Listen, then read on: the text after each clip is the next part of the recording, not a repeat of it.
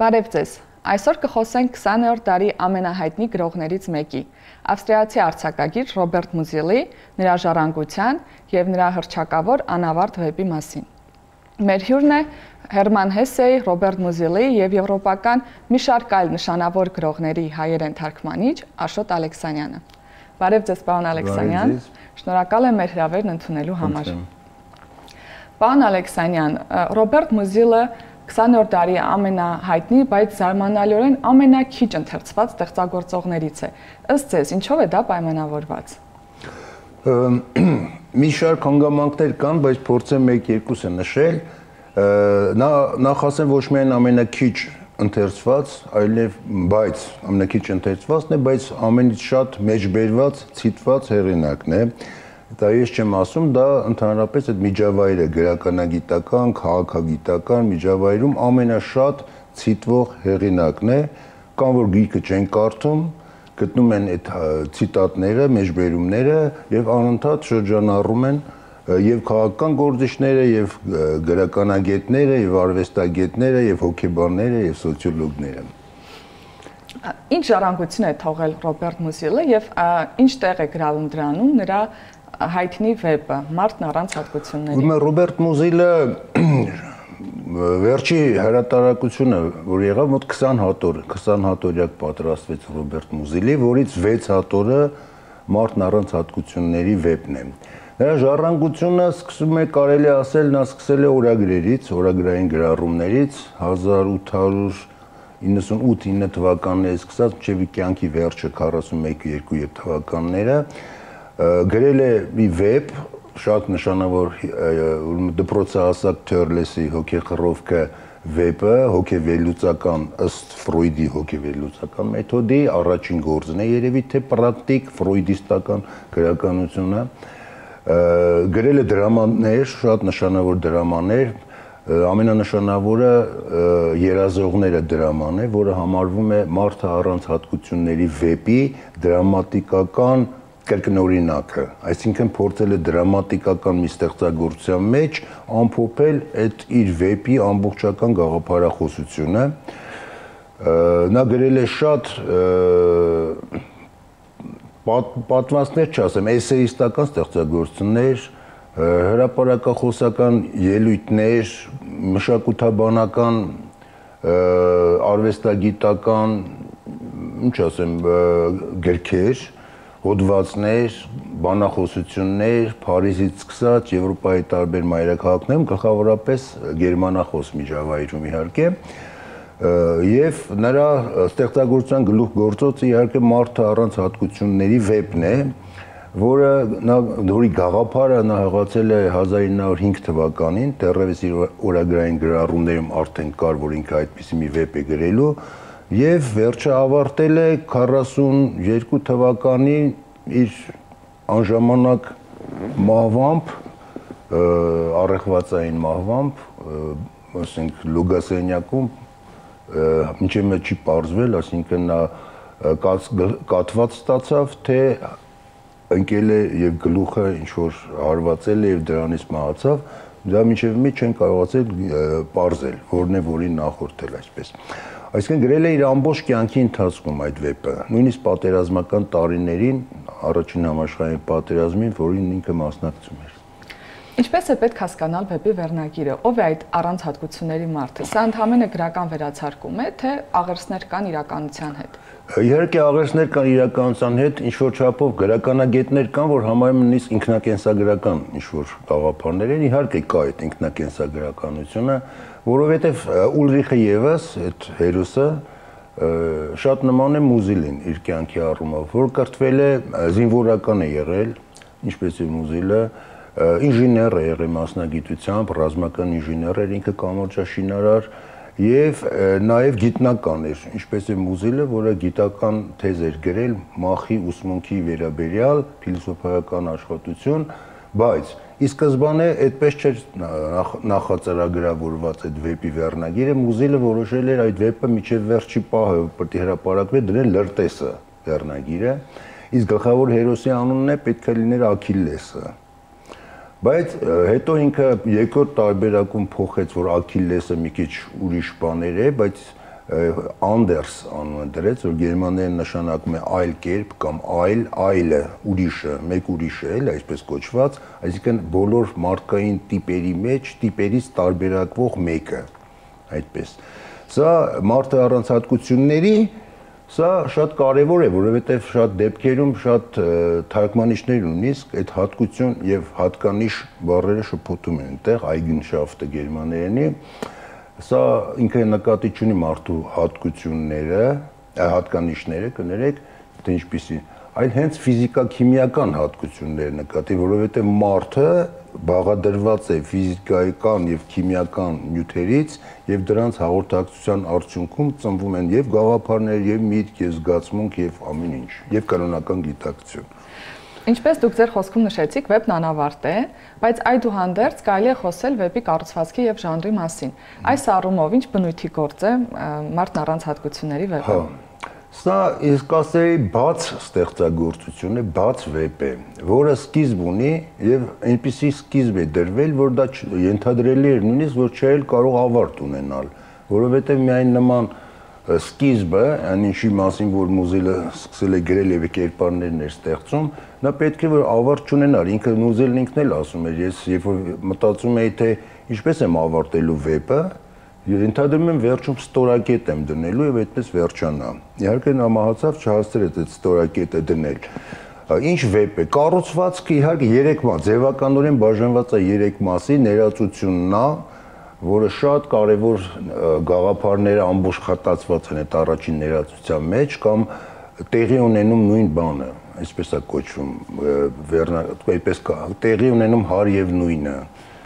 պատմության, մարդկության պատմության մեջ այդպես ենք ընկնում։ Երկրորդ մասը իհարկե արդեն վեբի հիմնական կամախքն է, որը առանձնանում է ուղևորություն դեպի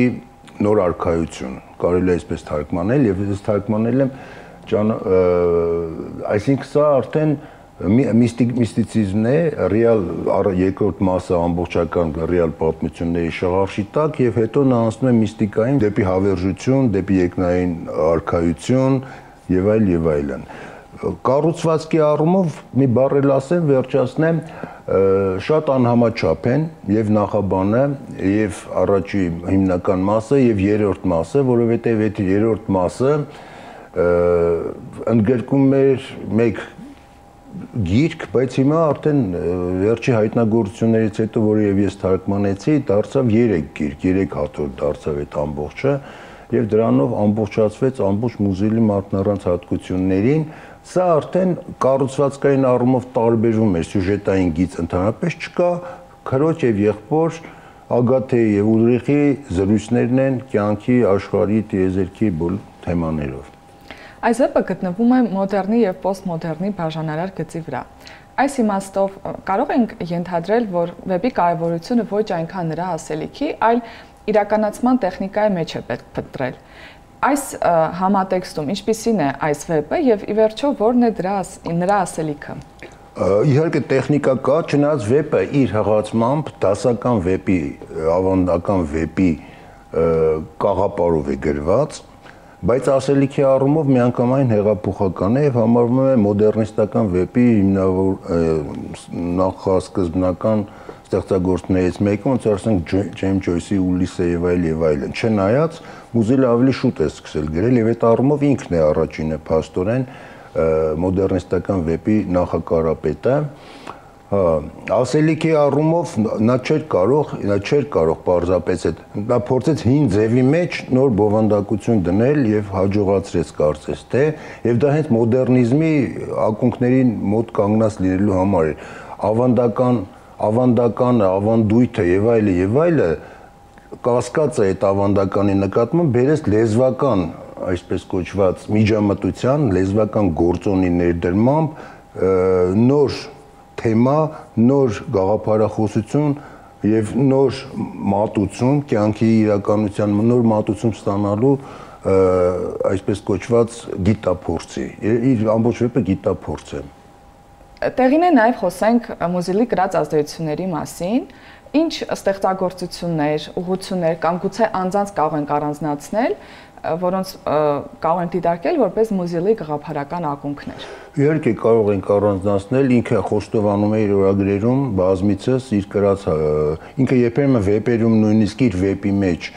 ընդարձակ բավական մեջբերումներ է բերում գրողներից առանց հիշատակելու նրանց անունները, իհարկե նաև առանց գրագողության հետին մտքերի։ Դրանցից մեկը զարմանալիորեն մի ամերիկացի գրող է, Ռալֆ Էմերսոնը, 19-րդ դարի սկիզբ, մեկը Մորիս Մեյտերլինգն է, կարելի է ասել բելգիացի նշանավոր գրող փիլիսոփա։ Գերմանական իրականության մեջ եւ եվրոպական իրականության մեջ ավելի շատ նրա ակունքները ոչ թե 19-րդ դարի հենց գրականությանն են առնչվում, այլ մի փոքր խզում կա, ինքը ավելի Լայբնիցի, Սպինոզայի, Դեկարտի ժամանակների այդ փիլիսոփայության, քանի որ ինքը փիլիսոփա է, նաեւ այդ փիլիսոփայությունն է, որ իրեն դրթել է տվել գրելու այս իր վեպը, որը ինչ է իր ասելիքի առումով դա փիլիսոփայական գործ է, բայց դրված գեղարվեստական ձևի մեջ։ Նա գտնում էր, որ քանի որ փիլիսոփայությունը սահմանափակ հնարավորություններ ունի արտահայտելու մեր շրջապատող աշխարհը բացատրելու, դա հնարավոր է անել միայն վեպը, որը ինքը ճանաչողության գիտական առանձին մեթոդ է, որի միջոցով միայն կարելի է որոշ բաներ ճանաչել, որի գիտության այլ գիտանքները, այսպես կոչված, հնարավորություն չունեն բացահայտել։ Իր ազդեցություններից իհարկե նա գյոթեական է, նաև գյոթեի մեծ ազդեցությունը կա նրա վրա,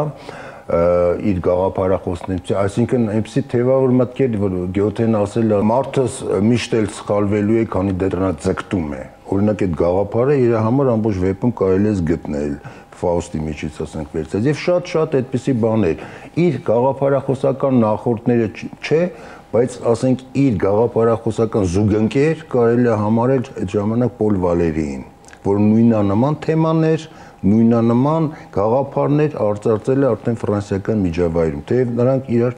հետ չեն առնչվել, նույնիսկ կարծում եմ չեն էլ ընթերցել։ Տպավորություն կա, որ Մուզիլի պարագայում շատ կարևոր է հենց բնագրային լեզվի հարցը։